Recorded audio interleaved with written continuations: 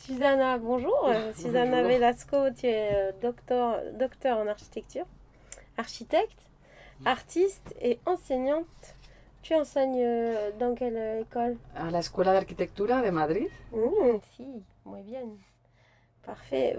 Ta recherche-création, j'ai appelé ça comme ça, mais je ne sais pas si c'est comme ça que tu la vois, interroge l'architecture comme lieu de médiation entre deux échelles. On en a déjà un petit peu parlé avec la palombière, celle du corps et celle du territoire. Tu cherches dans tes constructions à matérialiser les liens entre les communautés et le paysage qu'elles habitent.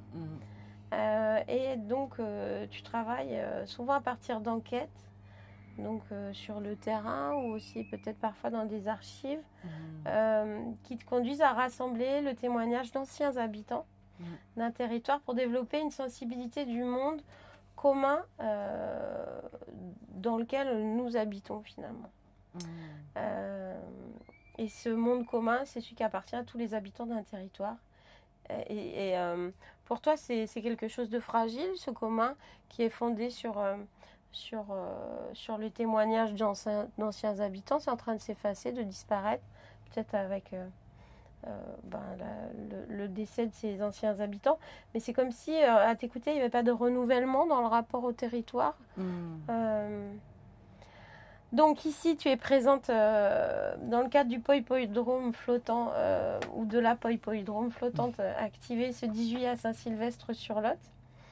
Et tu vas présenter une pièce qui s'appelle le vaisseau temporel.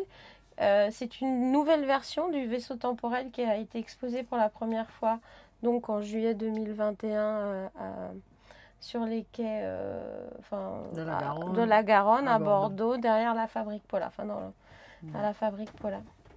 Qu'est-ce que tu peux nous présenter ce projet de vaisseau temporel et nous expliquer un petit peu ce que tu considères comme un processus, une archive du commun, et puis plus spécifiquement ici, dans cette version, qu'est-ce qu'il a de nouveau et qu'est-ce qu'il nous invite à faire ou à quoi est-ce qu'il nous invite à nous reconnecter. D'accord.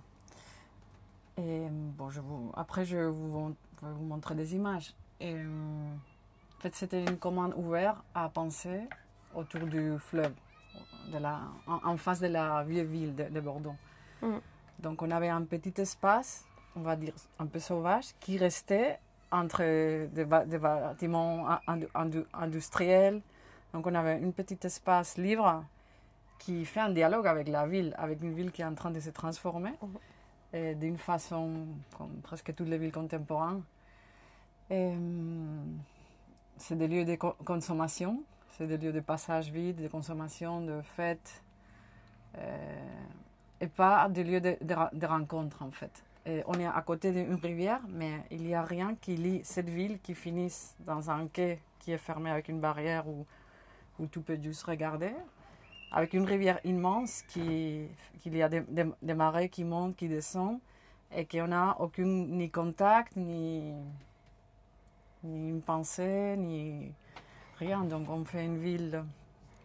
C'est vraiment deux rives qui sont construites complètement à différents rythmes, à différentes époques, qui se font face. Et parce que le pont finalement, Chabandelmas, qui relie, si je dis pas de bêtises, qui relie ces deux rives, il est relativement récent finalement. Oui, en fait ce que je veux dire, c'est que je voulais créer un lieu de rencontre pour qu'il y ait des gens qui se rassemblent et qui construisent un rapport avec les fleuves. Parce qu'il n'y a pas un rapport maintenant. C'est un rapport très vite fait, visuel, pendant que tu es dans une fête. Donc il n'y a pas un rapport. Donc on a fait une résidence, on a travaillé, on a allé voir des vieux pêcheurs qui pêchaient dans l'estuaire, mais qui vivaient dans des bateaux qui n'étaient jamais dans la terre. En fait, c'était des bateaux qui pêchent tout le temps et une famille de pêcheurs qui vivaient à l'intérieur. Ah oui, comme à l'ancienne, hein. C'était comme ça, oui. Les pêcheurs de fleuve, ils vivaient par famille entière dans leur bateau, oui. Et ils pêchaient jour et nuit. Oui, ah oui. Ils s'est échangé. Donc c'était une femme, le père et une petite fille qui a vécu 3 ans dans le bateau avant d'entrer dans la terre. Donc, bon, ce que je t'explique, c'est que je voulais voir comment les gens vivaient avec le fleuve. Donc, ça a été très riche. En fait, on a découvert qu'il y avait des îles et des îles avec des villages dans l'estuaire. Des gens qui ont vécu qui s'étaient nés dans les îles de la Garonne.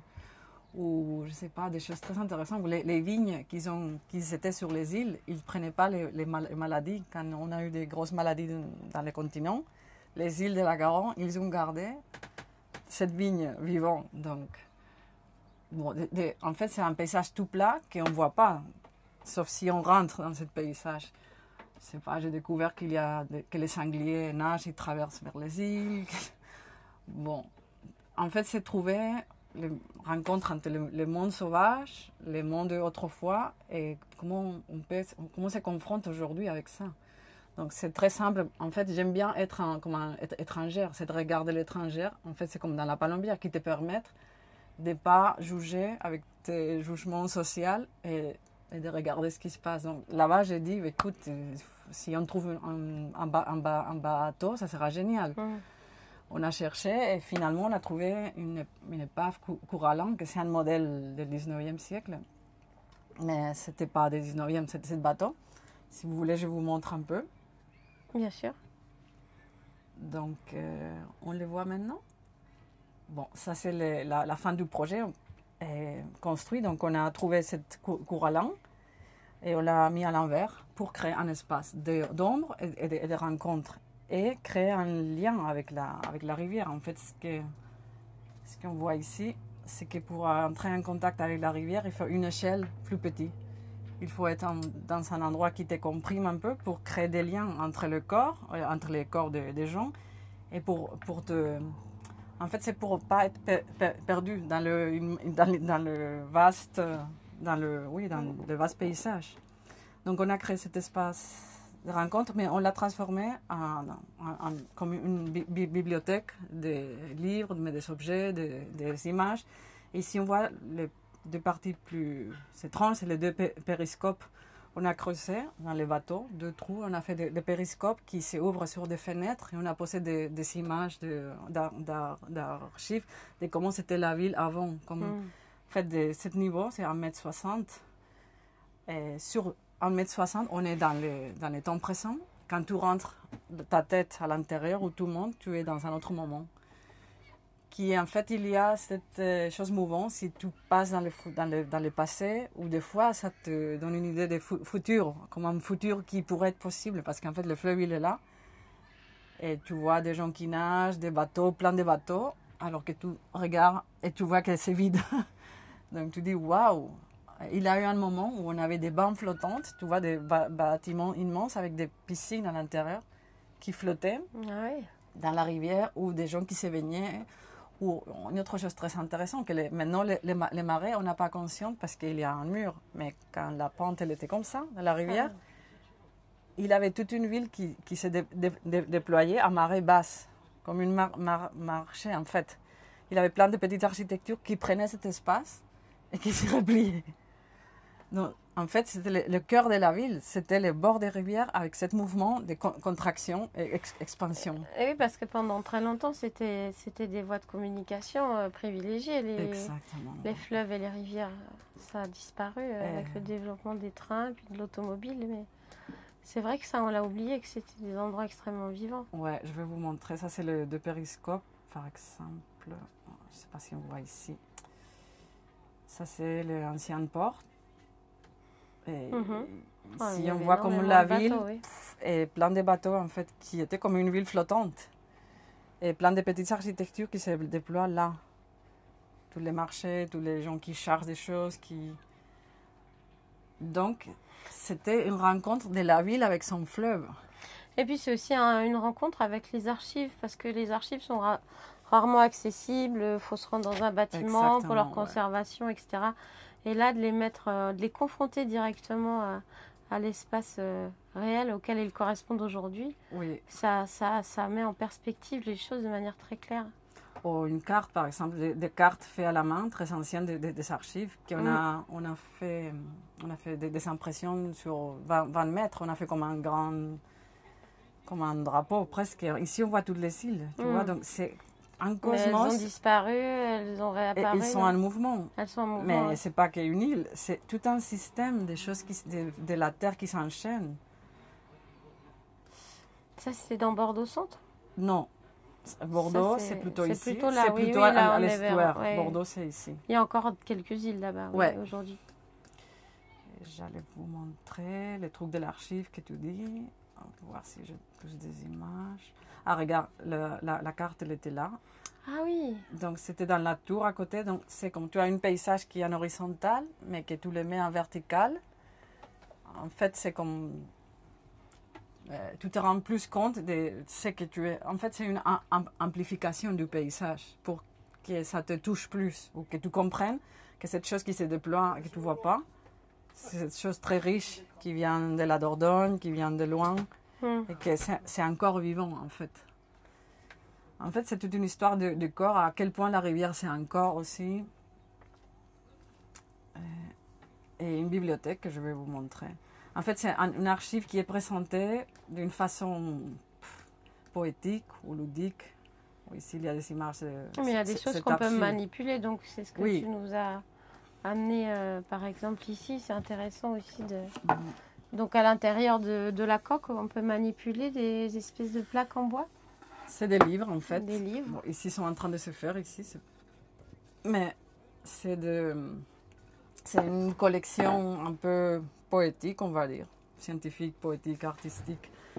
Et on a choisi 2 pages de livres. Et on les a, en fait, c'est comme faire revenir le livre en état plus primitif, tu vois. C'est la cellulose qui va permettre, après, faire toutes les pages du livre, mais on les a en brut. Mais c'est quand même un objet avec du poids. Et c'est un objet qui te parle aussi. Il y a aussi une dimension d'archives. Ces couvertures, elles n'ont pas été choisies au hasard. C'est pour le rapport à la vie marine, par exemple. On voit une méduse, etc. Oui, c'est très varié. En fait, l'idée, c'était pas faire une collection homogène. C'était vraiment que chaque livre nous amène à un monde très différent.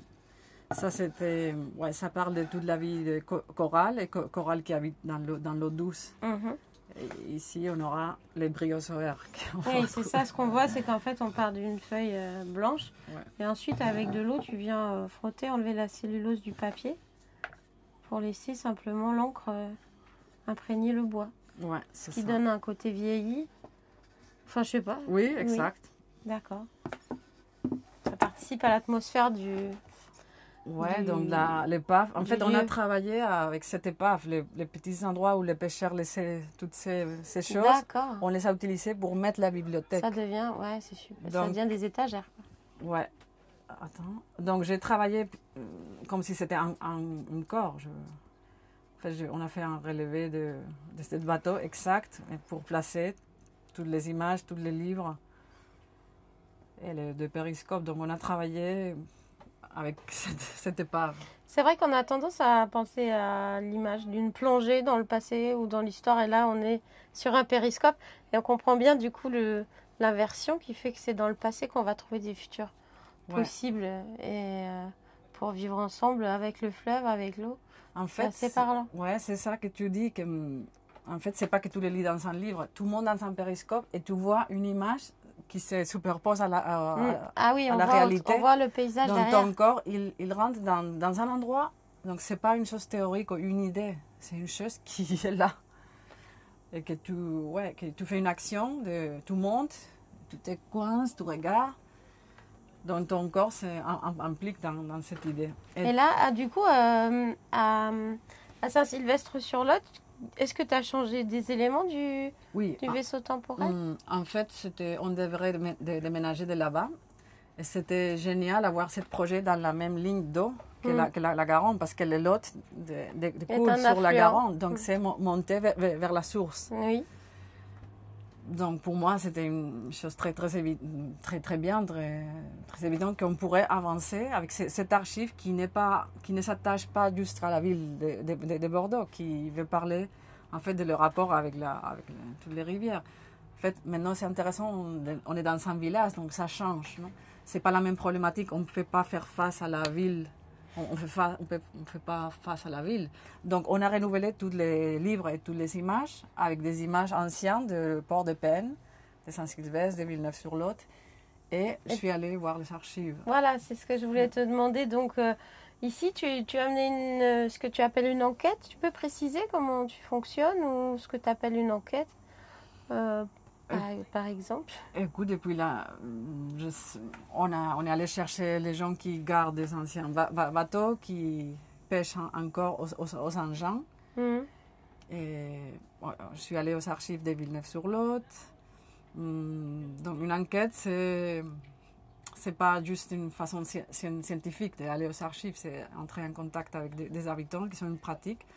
Des fois, c'est par hasard que tu rencontres quelqu'un sur le quai, et ça s'est produit quelque chose et il t'invite dans son garage. Ou dans une enquête, en fait, ici, c'est possible par Céline, parce que en fait, j'aime bien cette idée d'un regard qui vient de l'étranger, mais quelqu'un qui est sur place, qui a les doubles visions d'un habitant et quelqu'un étrangère. Donc avec ça facilite. C'est pas que ça facilite, oui, Céline, c'est comme une médiation. Oui, c'est une manière aussi, c'est une personne qui va t'initier aussi au lieu, qui va t'aider à rentrer en contact, à te donner quelques clés. C'est assez anthropologique comme approche. En fait, en vrai, Claire, je crois que ce qui m'intéresse le plus, c'est le moment d'enquête. Oui. Plutôt que la fermeture de projet ou toute cette... maintenant, on est en train de finir les projets. Ça peut... C'est-à-dire qu'effectivement, quand on voit que tu me disais qu'il fallait 5 heures à peu près pour arriver à supprimer la cellulose du papier, je comprends que l'enquête soit le plus palpitant. Mais effectivement, l'enquête, moi ce que j'aime dans ce mot enquête, c'est qu'on est à la recherche de quelque chose et que du coup, on ne sait pas ce qu'on cherche aussi. On sait qu'on est à la recherche de ce qui va nous parler, nous faire vibrer, mais en même temps, on ne sait pas exactement ce qu'on va trouver. Ouais, en fait, pour moi, aller dans les archives et à faire une enquête sur place dans le monde d'aujourd'hui, c'est trouver des lignes, des petites ficelles qui rejoignent le passé et le présent. Et c'est en fait cette idée de Benjamin un peu, non? Et dans le passé, il y a des étincelles d'un futur qui ne s'est pas développé encore, qu'on a enfermé, non? Oui, dans le passé, on a fermé des portails, tac, tac, qui restent là. Mais que si on ouvre ce portail, on pourrait tisser des ponts avec notre futur. Et puis ça donne un positionnement à l'architecte ou au praticien, qui n'est pas celui d'inventeur, de créateur, mais qui est celui de découvreur. C'est aussi apprendre à nourrir son travail de ce qui est déjà là, apprendre à participer au développement de choses qui sont déjà en germe. C'est plus un travail d'élevage finalement que de culture. C'est ce qu'on disait ce matin avec Céline. Cultiver ce qui est déjà là pour le faire avancer, l'aider à émerger. Et c'est vrai que par rapport à la question écologique, c'est plus juste sans doute parce que la mondialisation, elle a sûrement beaucoup coupé les habitants de ces petits riens qu'on a mis de côté parce qu'ils sont moins efficaces que d'autres méthodes qui sont plus internationales aujourd'hui, je pense. Oui, mais cette idée de trouver les choses que tu vas faire dans le coin, c'est ça que je te dis que j'aime beaucoup cette enquête, parce que en fait c'est pas qu'on trouve un bateau ou un filet de pêche, c'est que là-bas on voit une autre chose, une puissance dans les formes. Quand tu vois cette forme, tu dis waouh, elle a une puissance de développer une autre chose. Et aussi ça te relie aux gens. Tu n'arrives pas avec un ovni qui se pose. Oui. Et tu vas faire un projet avec toutes les petites formes, détails, des choses que tu as, et ça te lie à quelqu'un qui peut parler de ça, qui raconte une histoire. Donc c'est des projets qui sont nés de la base. Oui, mais inconsciemment, je pense que les habitants, même s'ils sont jeunes, ils reconnaissent ces formes. Il y a quelque chose qu'ils ont déjà aperçu, dont on leur a déjà parlé, sans qu'ils s'en rendent compte, où ils n'avaient pas forcément accordé beaucoup de valeur à un moment. Mais il y a quelque chose, il y a une familiarité, je pense, dans ces formes qu'on va cueillir dans l'enquête, qui fait que effectivement les projets, même quand ils émergent, ils sont déjà là, donc ils sont déjà ancrés, situés, intégrés à leur cadre naturel, on va dire, comme une plante qui a poussé là toute seule. Enfin, toute seule, évidemment. Si on est botaniste, on trouvera que c'est pas vraiment le cas, mais... Ouais, je voulais te montrer autre chose. Je pense que le travail qui se présente ici, c'est aussi comment placer ton corps d'une autre façon pour renouveler ton regard. Si ton corps il est dans la même prédisposition, tu ne vois pas, mais si tout monte dans un endroit, tu regardes, tu es avec une toile pressée. Je vais voir si je trouve. Aïe, aïe, aïe. C'était plus à la fin. Ah oui, ça c'était l'image qu'on parlait avant. Ou des autres. Tu vois les rives de deux côtés. Ou des architectures, parce qu'en fait, mon rôle ici, c'est aussi de repérer des architectures qui existaient déjà. C'est aussi comment l'architecture, elle peut faire les liens, elle peut faire une échelle intermédiaire entre le corps et le territoire. Ici, on a un exemple des vieux bateaux qui sont à terre et sont utilisés comme des maisons. Et tu vois dans la photo même, le corps, comme il se place. Donc, il avait un lien. Ils ne se font pas une photo avec leur maison. Son corps, il fait partie des bateaux, de la maison, des paysages. Donc, c'est des moments où toutes les échelles enchaînent sur la même forme. S'imbriquent, tu veux peut-être dire. S'imbriquent, ouais. Ah oui, et cette dernière image. Bon, après, ici, je ne sais pas si on va monter sur le toit. Mais c'est donner au corps la possibilité de changer son point de gravité, de se poser sur une architecture aussi. C'est mélanger, tu vois, que l'architecture te permet de faire une chose que tu ne peux pas faire. Comme dans la palombière un peu. Ouais. Et du coup, cette question de la posture des corps et de leur rapport au paysage et au territoire, pardon, c'est aussi finalement ce qui t'a amené enfin, c'est aussi sous cet angle que tu as abordé le Poipoidrome. En tout cas, sous sa forme du prototype numéro 1, qui sera présenté là le 10 juillet, sous la forme d'une flottille. Du coup, est-ce que c'est toujours en pensant à ce rapport entre le corps en mouvement dans le territoire ou dans le paysage que tu as conçu cette flottille? Oui, en fait, je pense on cherchait, bon, aussi avec toi, quand on a fait des expérimentations, les moments d'être dans l'eau, c'était les moments plus riches, soit à la nage, soit sur un ponton tout cassé. Mais trouver encore un peu instable, tu vois, trouver ton instabilité et la capacité de prendre des plantes, d'être dans l'eau. On sait trouver des endroits pour cette instabilité. Et en même temps qu'on avait cette idée, dans les archives de Villeneuve, on a trouvé des images de la fête. Ah oui. Une fête qui se faisait avant dans l'eau, Oui. où tous les bateaux se rassemblent dans l'eau. Et je ne sais pas quel type de fête ils font, mais ils sont en mouvement et c'est un ensemble je veux dire, ouais, c'est pas qu'ils font de la course. Non, ils se rassemblent sur l'eau, chacun dans leur bateau qu'ils ont décoré, je me souviens très bien. Ouais. Oui. Donc, on a vu, c'était une image, une éclate, je ne sais pas comment on dit, une étincelle, en fait, une étincelle de futur qui dit, waouh, si on pourrait faire ça aujourd'hui. On y avait pensé, oui, aussi, à se dire comment est-ce qu'on peut raccorder plusieurs bateaux qui arrivent de différents endroits. Et c'est vrai que... En fait, on avait parlé avant de trouver cette image, de comment on fait les choses flotter. Et on avait...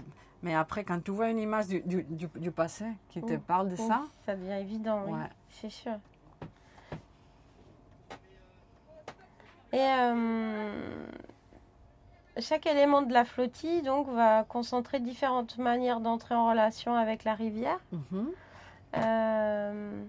Donc, tu as choisi, puis on a choisi, vous avez choisi, enfin bref, le groupe a travaillé ensemble, de disposer ces activités à différents endroits, comme sur la rive. Il y a une traversée, il y a aussi un ponton, etc. Comme si chaque activité nécessitait une implantation singulière. Donc, il y a à la fois l'idée d'une flottille qui va permettre de disperser l'expérience ou la découverte, et en même temps chaque élément a sa spécificité dans la flottille et est implanté à un endroit différent. Est-ce que ça a été pensé? Est-ce que c'est les contingences? Enfin, est-ce que vraiment pour vous c'était Écoute, cette question de l'implantation a été importante, j'imagine. Comment vous l'avez traité? Oui, la contingence a joué un rôle très important parce qu'on est très coincé avec la loi actuelle. C'est pour ça que faire un prototype 1, c'est faire un premier essai sur l'eau, mais un premier essai sur la loi, sur les habitants. Donc on est très coincé dans les limites qu'ils nous ont laissées. Oui. Et on a dû évoluer beaucoup parce qu'au début, toute la flottille était ici en face et on s'est déployé, on s'est étalé vraiment sur l'eau. On imaginait des déplacements, mais après, ils nous ont dit pas de déplacements et sur les quais. Et après, on voulait aussi faire profiter, faire découvrir d'espace. Donc, on a trouvé un petit ruisseau en face. Donc, on voulait faire une transition à ce ruisseau et le ponton des pêcheurs, qui est un endroit même plus intéressant qu'ici parce que c'est un ponton qui flotte. Donc, on se rassemble autour d'un ponton qui flotte qui fait partie de la flottille, en fait. Oui. Et que c'est un endroit plus près des arbres, de la forêt. Donc, on a cette instabilité dont tu parlais. Oui, cette instabilité. Mais finalement, on est très contrainte. On a dû déclarer tous les bateaux très en avance. Et donc, on n'a pas beaucoup de marge, mais avec ce qu'on a, on essaye de composer. Oui, mais ça, c'est vrai que quand on repense aux anciennes fêtes où tous venaient avec leur bateau, se rassemblaient sur l'eau, on se rend compte qu'aujourd'hui, c'est vraiment très compliqué, quoi. D'un point de vue légal, j'imagine que c'est compliqué pendant la fête de l'eau qui est très contrôlée. Oui. Aujourd'hui, on pourrait le faire, mais si on veut être cadré par... Si on veut prendre la responsabilité d'organiser une telle fête, ça devient autre chose. C'est ça. Ou faire venir les gens, faire entrer les gens, c'est une autre chose. Donc, avec le lieu qu'on avait, on a essayé de composer. Et s'il y a un plan, je ne sais pas si où ça se voit. Donc, le vaisseau temporel, il va faire accueil. Ici, ça va faire accueil des gens qui vont venir à la fête de l'eau et on va les offrir un lieu pour entrer en contact avec l'eau très différent. Et à partir de ça, on va les accompagner au ponton des pêcheurs pour finir cette expérience. Et après, il y a un pédalo, j'imagine que vous avez parlé, qui traverse la rivière et qui va aussi de où ça vient de l'eau, non, tu vois. On monte à une autre petite source, plus cachée dans la forêt de la rivière. Alors, c'est à l'embouchure du bout de ruisseau. D'accord. Voilà, que vont être disposées les cires flottantes. Ouais. Qui constituent le poi-puff, c'est-à-dire, nous a expliqué Céline, c'est l'arrivée, c'est le but ultime de l'expérience ou de la poi-poi-drome flottante de ce 10 juillet. Mais cette flottille, c'est encore un mouvement. Bon, déjà, on imagine qu'on pourrait les jardins flottants les faire danser dans l'eau. Et on a des engins de pêche. Ce matin, ils nous ont prêté des engins de pêche très beaux. Ils nous ont montré comment le faire. On a essayé 4 ou 5 fois de lancer. Donc ça sera, par exemple, ça c'est ici, les engins de pêche.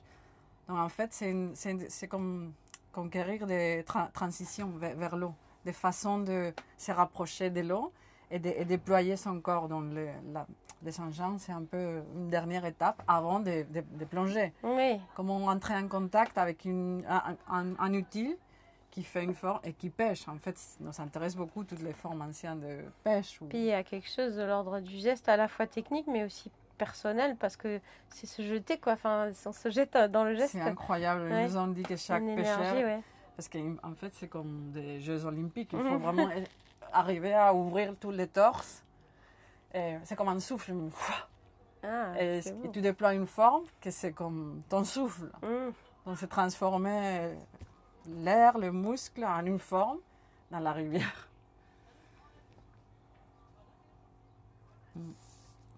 C'est là un peu. En fait, c'est des transitions de forme et d'échelle. Et aussi, cette idée de que très contemporain, non? Que les végétaux, les animaux, les humains, les choses qu'on pense inertes, comme l'eau, c'est la même vie sur Terre qui cristallise de différentes façons. Et donc, c'est traverser toutes ces différentes formes de cristallisation. Le corps humain, il a cette capacité de se mettre à la peau d'une autre, à la peau d'un arbre, à la peau d'un animal, à la peau de la rivière. Donc c'est une question de sensibilité, en fait. Le but du Poi-Poi-Drum, c'est de réveiller cette sensibilité chez le spectateur, dans le public, de réveiller son attention, ou Céline parlait de disponibilité à cette expérience et à ce lien. Ouais. Donc, c'est faciliter ça sans le nommer, probablement sans le rendre scientifique ou académique. Ah oui, ou sans le rendre conscient non plus, pas forcément, oui. Ben merci, Susanna. Merci, et une dernière question. Ah oui. C'est quoi pour toi le Poi-Poi-Drum flottant? Ouais. Mais en fait, c'est exactement la dernière idée. C'est une architecture, je veux dire. Je vais aller de mon terrain. Une architecture, parce que pour moi, architecture, c'est même des gestes. Donc, toute cette architecture, c'est tout l'espace pour moi entre le paysage et le corps, à travers des objets, des gestes et l'architecture. Donc, toute l'architecture qui permet la transition sensible qui dépasse le corps, qui te fait entrer en contact avec les milieux, avec l'air, le soleil, la vue, l'eau, les autres, les plantes, les corals, les étranges périoseurs qu'on va trouver. Donc, c'est avoir cette expérience dans l'espace et dans le temps, comme on parlait. Donc, et l'espace et le temps, s'il n'y a pas une architecture, il part. Ouais. Donc, comment saisir, cristalliser cet espace-temps dans des architectures. Donc, c'est ça le Poi-Poi-Drum. Ok. Merci, Susanna. Et bon courage pour finir tes planches. Ouais, oui. J'ai de l'aide, sinon je n'arriverai pas.